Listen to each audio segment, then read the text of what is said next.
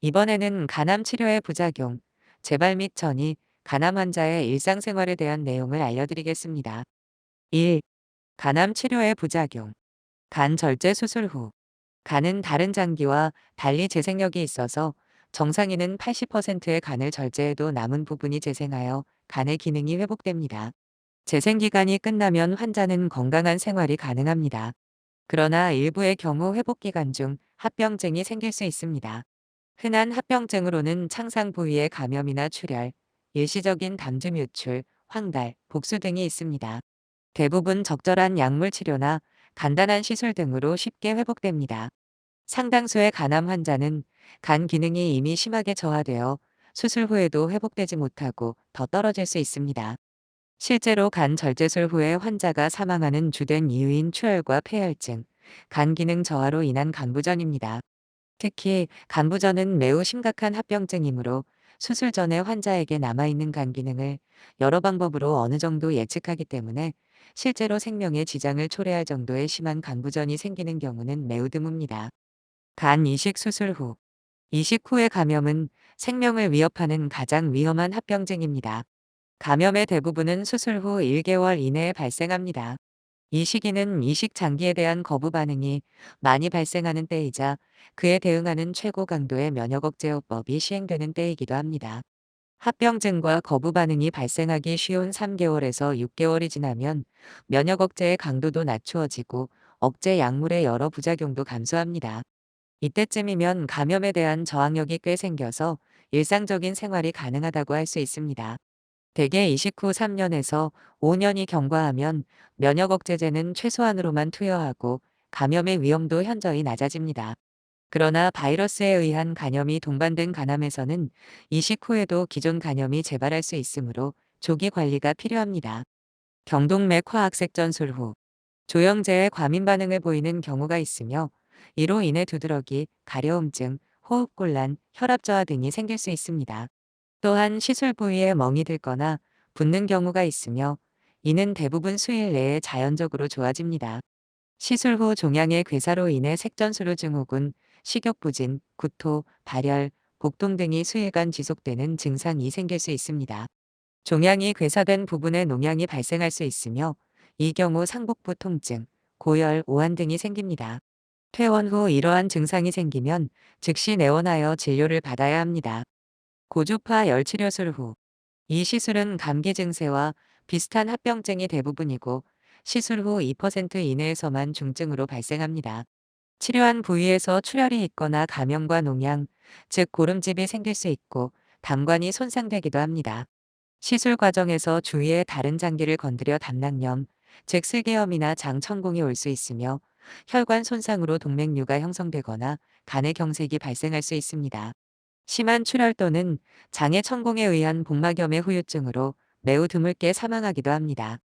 방사선 치료 중과 그 이후 급성 부작용으로 전신 피로감, 식욕 감퇴, 오심, 구역질, 구토, 설사, 속쓰림, 피부 발적, 빨갛게 부어오름, 가려움 등 간 기능 저하가 올 수 있으며 만성 부작용으로는 간 기능이 영향을 받아서 생기는 방사선 간염 등이 생길 수 있습니다. 방사선 치료는 치료를 받는 부위에만 영향을 미치므로 치료를 받는 간 주변에 있는 정상 장기가 어딘가에 따라서 방사선 치료로 인한 부작용이 달라집니다. 위와 십이지장에 가까운 부분이면 방사선 치료로 인한 위염, 십이지장염이 생기고 치료 중에 메스꺼운 증상이 발생할 수 있습니다. 폐와 닿아 있는 윗부분은 방사선 폐렴이 나타나기도 합니다. 부위에 따라 다양한 증상이 발생하므로 담당 의사와 면담을 통해 증상을 해결해 나가는 것이 좋습니다. 항암화학요법. 표적 치료의 대표적인 표적 항암제로 넥사바가 있습니다. 2. 넥사바로 치료하는 경우 손과 발에 각질에 생기면서 벗겨지는 수족 피부 부작용이나 소양증, 가려움증, 발진 등의 피부 부작용이 20에서 40%, 설사가 10% 정도 보고됩니다. 약제의 용량을 감량하면 호전되는 경우가 많습니다.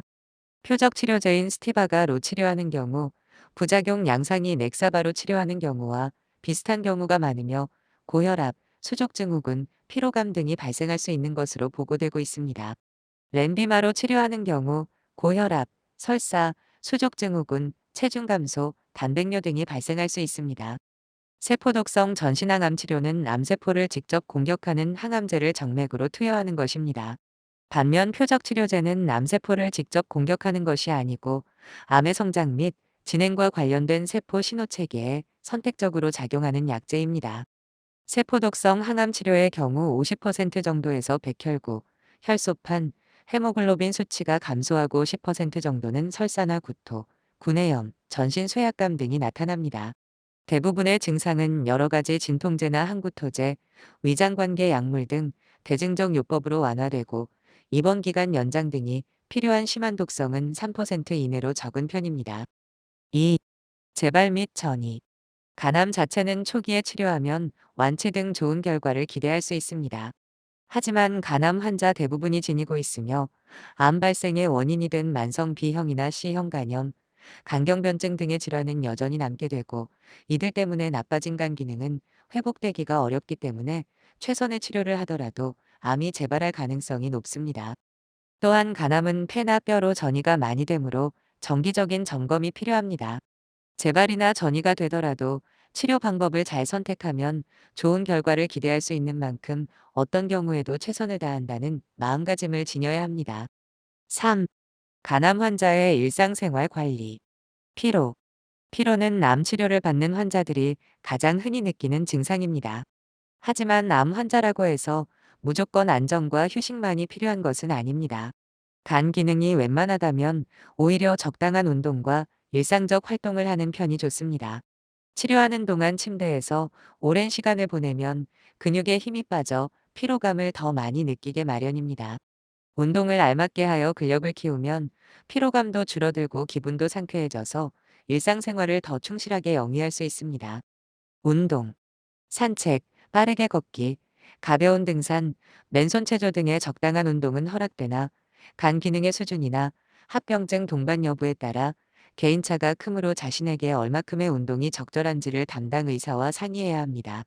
적절한 운동량이란 대체로 운동 후 피로감이 오지 않는 정도를 뜻합니다. 식후에 30분쯤 편안한 자세로 휴식할 것을 권하기도 하는데 이는 간으로 가는 혈류를 늘려서 간의 재생력을 키우는 방법이 될 수 있습니다. 아침에 일어나서 걷거나 가볍게 뛰어도 간에 좋은 영향을 줄 수 있습니다. 물론 기본적으로 만성 간질환 환자들은 과로와 지나친 운동을 피하면서 자신의 상태에 맞는 업무량을 찾고 적당한 휴식을 취해야 합니다. 간을 사랑하는 방법 10가지. 1. 간에 관심을 갖고 올바로 알고 필요할 때에는 간의 상태를 확인한다. 2. 건전하고 규칙적인 생활로 과로를 피하고 적절한 운동과 휴식으로 피로를 푼다. 3. 간에 해가 될 수 있는 술은 주량 이하로만 마시고 습관적으로 마시지 않는다. 4. 몸에 좋다고 해서 잘 모르는 약을 함부로 먹지 말고 필요할 때만 효능을 확인하고 복용한다. 5. 신선한 식품들로 균형 있는 식단을 짜서 즐겁게 먹는다. 6. 비위생적인 생활 습관, 불건전한 성생활, 과음과 과식, 과로를 멀리한다.